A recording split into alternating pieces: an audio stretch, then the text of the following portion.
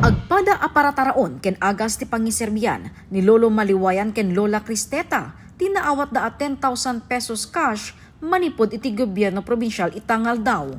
110 years old ni Lolo Maliwayan manipod Bauyan Bulinay ken 103 years old ni Lola Cristeta a residente ti Bazar Zalapadan ken isuda tinabigbig a Kalakayan ken Kabaketan a living centenarian iti probinsya. Kinaawan preservatives wenno kina-organic amakan ti maysa a sikreto tinapaot a panagbiagda.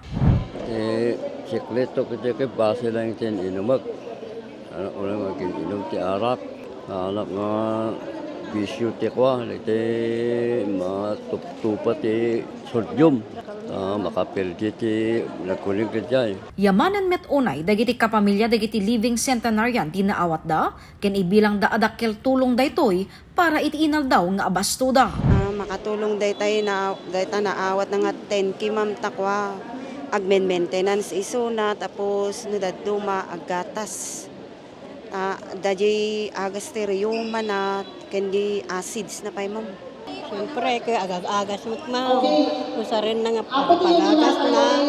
Kung agtaraon na, isipag Agdagupen ti 37 ti living centenarian iti probinsya. Ken paset ti selebrasyon ti Elderly Week ti panakaited ti tulong pinansyal kadakwada nga indawluan ni Governor Takit Bersamin. A symbol of respect and appreciation for reaching 100 years and above.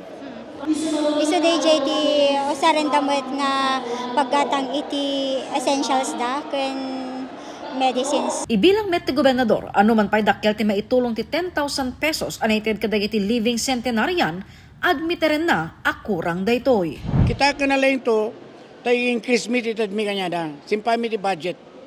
Ito mapanak ko tang kiniator nino rin, nga nayunan to ti budget, titad tayo mo ta ti karbangandan. Tamok mo tata 10,000, ado may tulong na, nga mga umanay. Manula mo ti pinagbiag tumunggal maysan. So regala ti karik ka na kayo, nga nakaalatatan to, nayunan tayo ti malayo. Hopefully by 2026, mapamala na pirman ti budget, nayunak tong manatagada kayo ni karik kada kayo nga nakaawat.